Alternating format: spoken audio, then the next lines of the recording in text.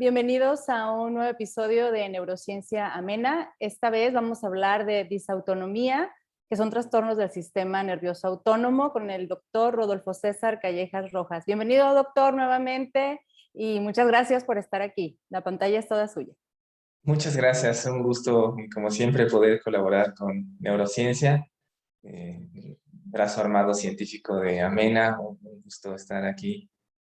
El mensaje que queremos compartir el día de hoy es sobre las disautonomías.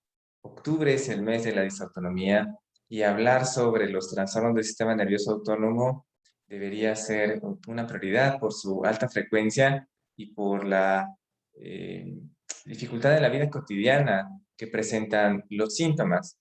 Es como un preámbulo, nada más recordar que el sistema nervioso central pues se compone por el cerebro y por la médula espinal, pero tiene un apartado específico que nosotros llamamos el sistema nervioso autónomo, que es aquel que se encarga de forma automática de funciones en el organismo, pues como la frecuencia cardíaca, el tránsito intestinal, las funciones urinarias y sexuales, por ejemplo.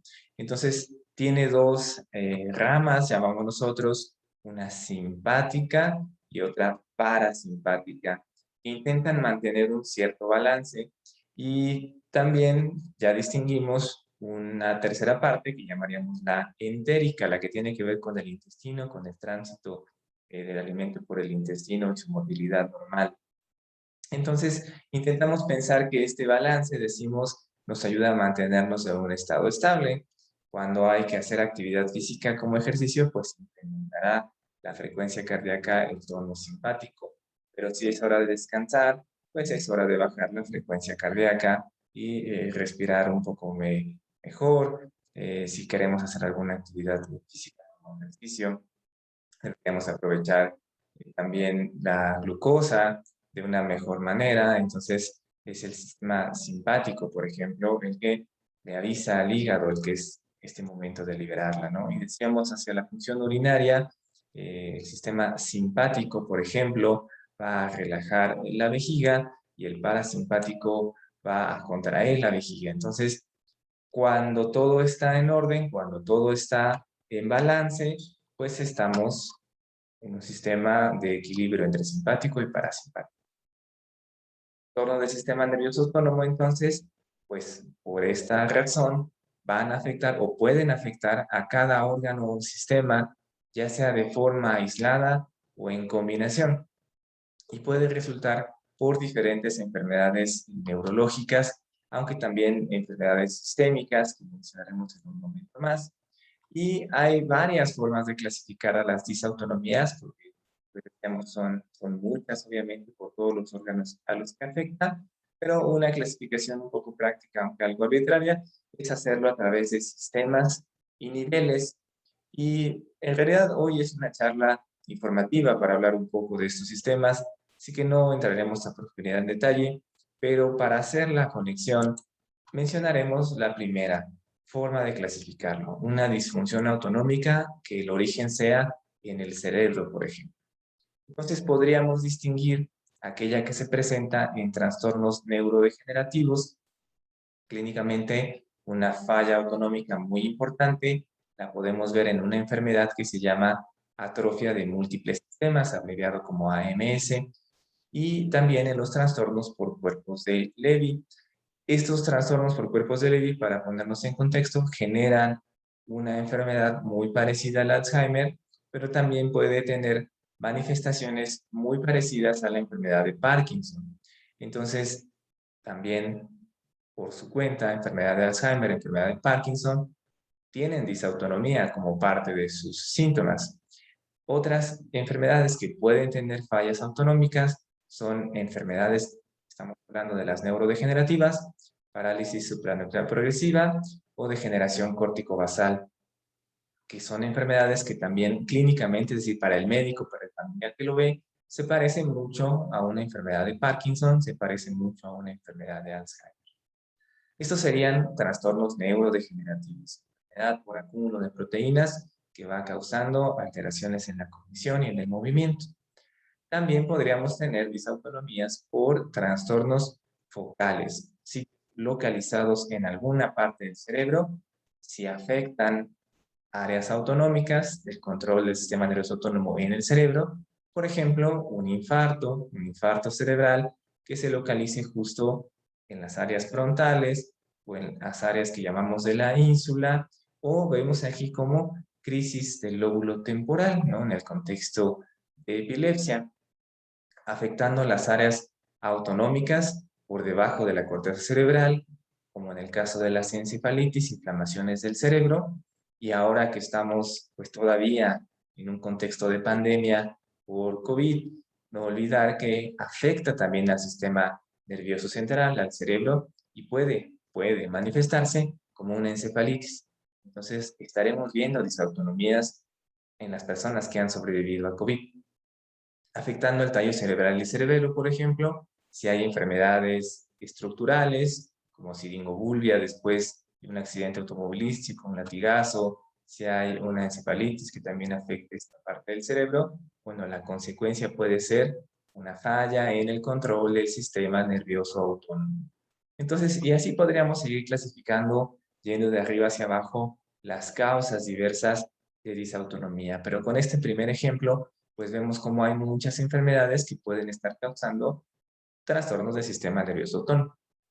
Y como ejemplo decíamos, regresando a la crisis conceptual, la definición conceptual de qué es una crisis en el contexto de epilepsia, decíamos que una crisis epiléptica es cuando ocurren de forma transitoria signos y o síntomas por esta actividad neuronal excesiva en el cerebro. Y recordamos todavía más la clasificación del 2017 de la Liga contra la Epilepsia, y nos vamos aquí, decíamos, a crisis focales.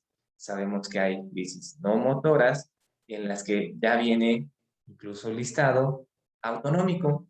Entonces ya está considerada, ya había estado desde antes considerada la parte del sistema nervioso autónomo como una manifestación focal localizada de las crisis. Entonces, no perder de vista que las personas que tienen epilepsia pueden tener crisis focales no motoras con manifestación en el sistema nervioso autónomo. Y lo llamaríamos una disautonomía, por supuesto, causada por un origen central y en este caso, epilepsia.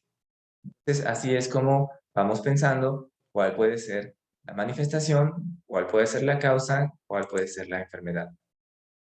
Y entonces, regresando a cómo veríamos los síntomas, nosotros decimos una disautonomía colinérgica, cuando tiene que ver más con el sistema nervioso simpático, parasimpático, o el desbalance entre ellos, decíamos, una hipomotilidad gastrointestinal.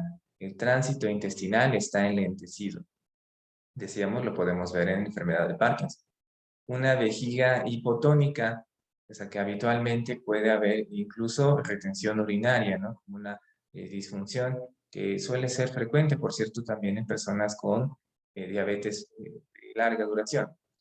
Disfunción secretomotora, es decir, tener ojo seco, por ejemplo, es una de las características también de la falla autonómica. Disfunción en la pupila, es decir, nos cuesta ya enfocar con cambio de luz, con cambio de oscuridad. Y en los hombres, disfunción eréctil.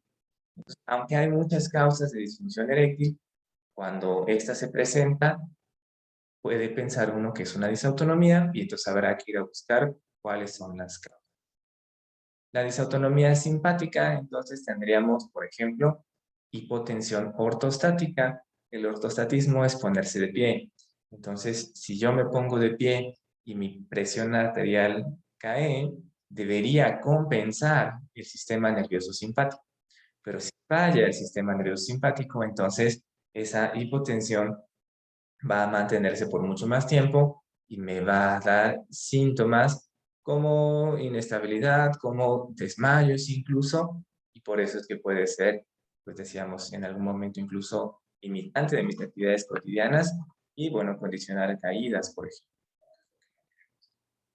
También puede haber en los hombres disfunción en la eyaculación. Decíamos que el sistema nervioso simpático y parasimpático tienen un balance, y entonces mencionábamos, el sistema parasimpático se encargaría de la erección, por eso es que en disfunción eréctil puede estar afectado el parasimpático, pero el sistema nervioso simpático se encarga de los mecanismos de eyaculación. Entonces, si está afectado, pues vamos a tener un problema en la función. La función simpática, decíamos, puede dar anhidrosis, es decir, que la persona ya no suda.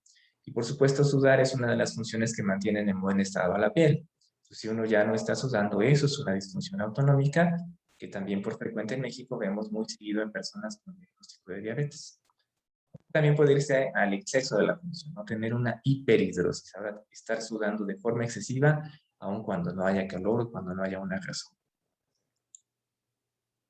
Entonces decíamos, si hay una pérdida de función o una ganancia de función, pero nos está dando manifestaciones, pues ahora hay que ir a evaluarlo. ¿Cómo podemos evaluar si hay o no un sistema nervioso autónomo alterado, ¿no? ¿Es simpático o es el parasimpático? Una prueba que habitualmente se hace cuando se piensa en daño a nervio periférico, decíamos ejemplos, personas con diabetes, pero también hernias de disco, por ejemplo, ¿no? O enfermedad de la tiroides, sería la velocidad de conducción nerviosa. Pero esta solo evalúa las fibras grandes, fibras nerviosas grandes, que son muy poco sensibles o casi no miden a las fibras delgadas. Y las fibras delgadas son las que se encargan de llevar la información del sistema nervioso autónomo.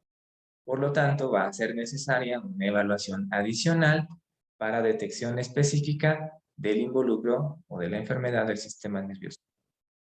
Esta evaluación adicional es la evaluación autonómica y queremos detectar si hay una presencia de falla autonómica, pero cuantificando, ¿no? Midiendo, cuantificar cuál es la severidad de ese déficit. Determinar también qué tan distribuido está, es decir, decíamos, esto es una causa periférica o esto es una causa central. Por lo tanto, tenemos que detectar el sitio de la lesión. Y las pruebas más estandarizadas son las de la función sudomotora, las de la función cardiovagal y la función adrenérgica cardiovascular. Y vamos a ponerle una traducción a esas. Las pruebas autonómicas, pues, decíamos, nos ayudan a identificar daño a la fibra nerviosa delgada y serían la respuesta simpática de la piel, esa es una, y la variabilidad de la frecuencia cardíaca y de la presión arterial, que tanto varía en ciertas condiciones.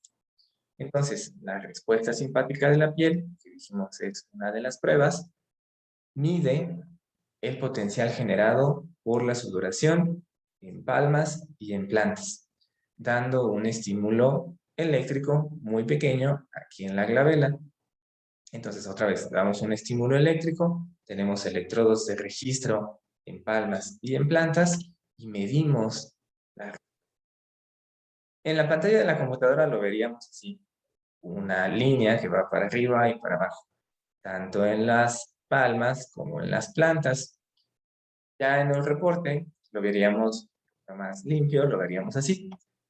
El equipo con el que evaluamos nos permite identificar dónde empieza esta respuesta, vean cómo va hacia arriba, después va hacia abajo y después hace una última curvatura. Entonces, esta es la forma visual, gráfica, de ver las respuestas simpáticas. Como verán, podemos medir la latencia, es decir, el tiempo que aparece, cuánto dura la onda, la amplitud, qué tamaño tiene la onda, y esto nos va a permitir, decíamos, pues, identificar si hay o no un daño, ¿no? No está presente, hay un daño. Está presente, pero tardó mucho en aparecer, o está muy pequeña la respuesta, bueno, hay una magnitud de daño diferente, pero sí hay un daño. Entonces, de eso se trata, cuantificar, medir qué tanto hay de daño, en este caso, palmas en plantas, la parte del sistema nervioso simpático periférica. La otra, decíamos, sería la variabilidad de la frecuencia cardíaca. Probablemente algunas personas, bueno, me incluyo, ya nos hemos hecho un momento un electrocardiograma, como un ejemplo, pues donde se mide justo la frecuencia cardíaca, o algún familiar se lo han hecho. Casi siempre nos entregan una hojita donde vemos estas gráficas, ¿no? Que es la actividad eléctrica del corazón. Pero como un gráfico, por supuesto, podemos medir el intervalo de un piquito de estos que vemos en esas gráficas al siguiente, de un latido al otro. Y como nos apoyamos, por supuesto, ya con equipos computadoras ya más sofisticados, Pues es sencillo en realidad medir la distancia en tiempo que hay de un latido al siguiente latido. Y a eso lo llamamos intervalo RR en este caso, ¿no? Las letras que le damos a estos grafiquitos en la frecuencia cardíaca.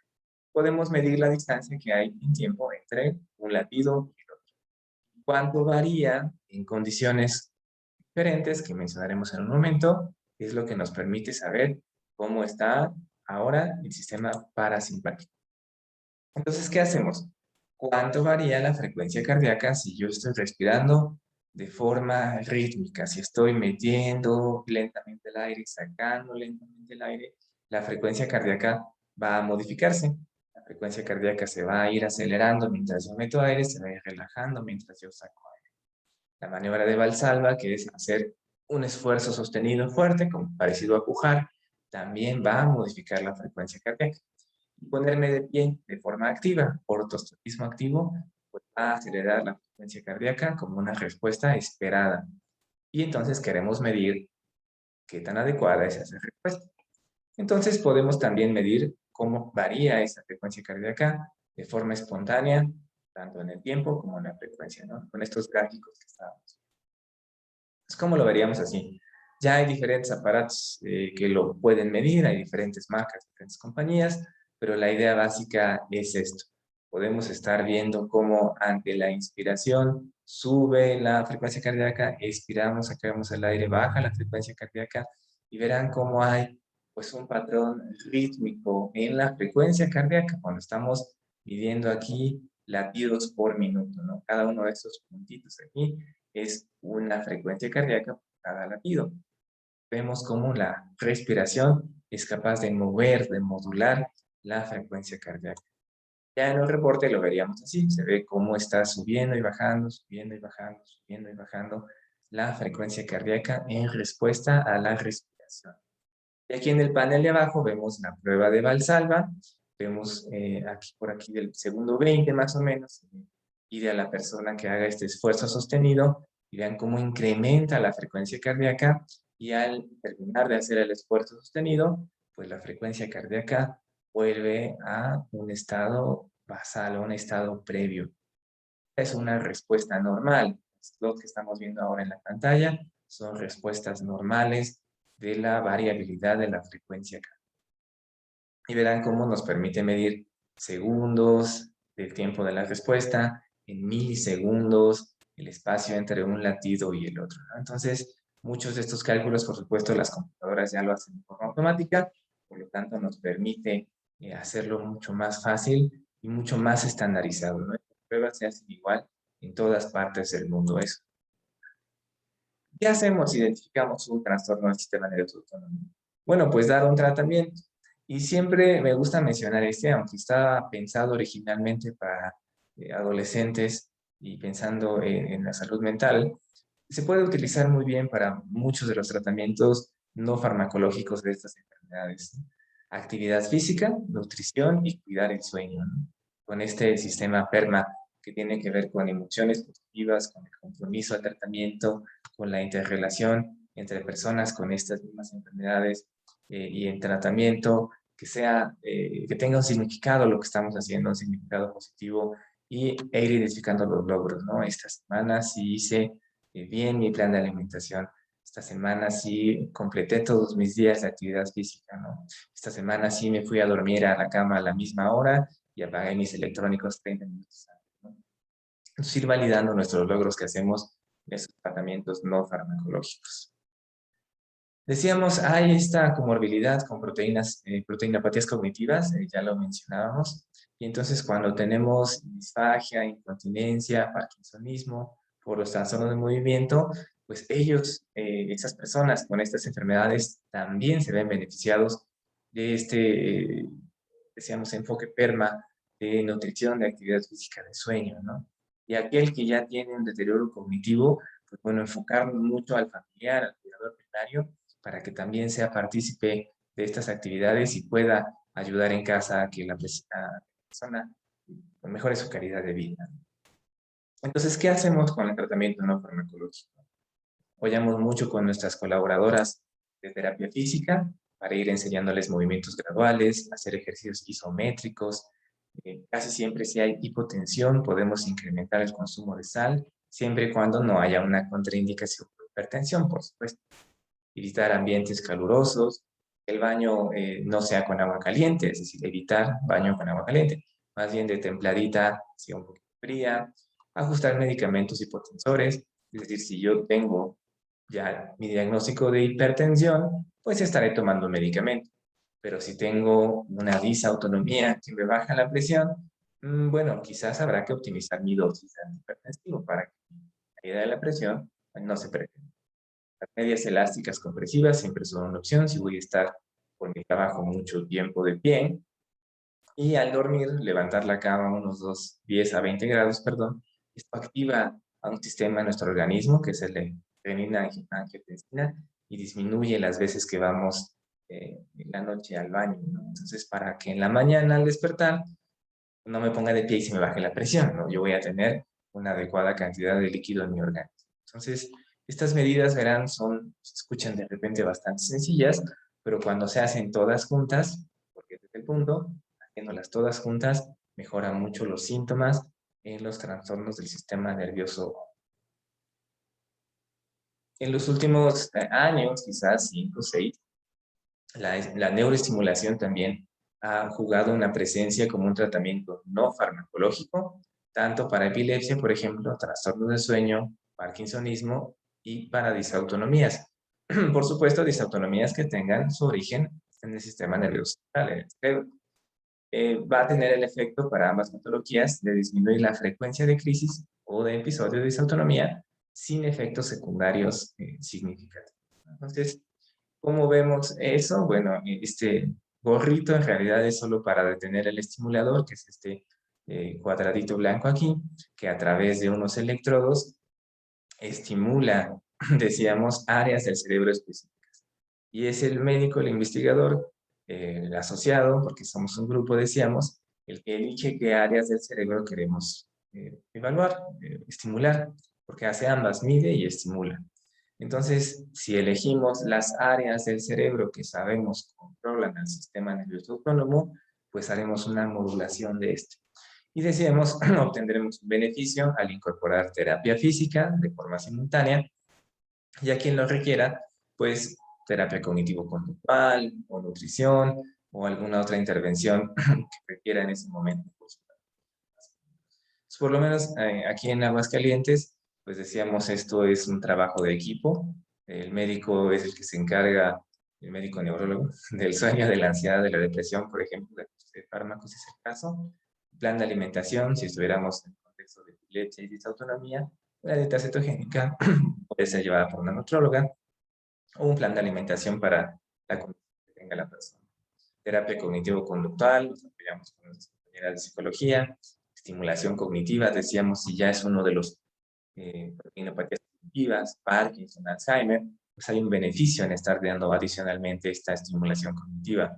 La terapia física, decíamos, para mejorar la movilidad, para fortalecer las extremidades inferiores, y la estimulación directa transcranial, pues apoyándonos como un equipo. Entonces, esa es la intención del mes de octubre, mes de la disautonomía. Hay que hablar de autonomías, tenemos que hacerlas evidentes porque decíamos, muchas enfermedades incluyen como parte de sus síntomas disautonomías. Debemos identificarlos y tratarlos, ¿no? Los trastornos del sistema nervioso autónomo. Ya hay estudios diagnósticos disponibles que no duelen, que no molestan, que se hacen en varios centros del país. Esa es una de las grandes ventajas. Ya existe en México una alta especialidad en trastornos del sistema nervioso autónomo. Cada vez somos más los especialistas, estamos en diferentes ciudades de la República, entonces ya hay forma de hacer los diagnósticos. El tratamiento no farmacológico pues va encaminado a mejorar la calidad de vida, ¿no? Si la persona ya está tomando varios fármacos por sus tratamientos de otras enfermedades, bueno, poder apoyarnos justo de los tratamientos no farmacológicos, también ya están disponibles en muchas ciudades del país, que nos van a permitir mejorar la calidad de vida sin los efectos secundarios de agregar más fármacos. Entonces, pues nuevamente agradezco la oportunidad de estar aquí en octubre. hablando de la disautonomía en neurociencia con Amena, pues desde Neurosleep Clinic, aportando nuestro granito de arena para hablar cada vez más de estos trastornos que decíamos son muy, muy frecuentes, pero que poco se habla de ellos. Muchas gracias. Muchas gracias, doctor César. Y recuerden que el doctor César Callejas también está con nosotros en el episodio 4, hablando de cuándo es necesario un estudio de sueño, y en el episodio 5, con trastornos del sueño en personas con epilepsia. Entonces, bueno, pues un doctor recurrente aquí en Neurociencia Amena y estamos muy agradecidos con él. Entonces, muchísimas gracias, doctor, y hasta pronto.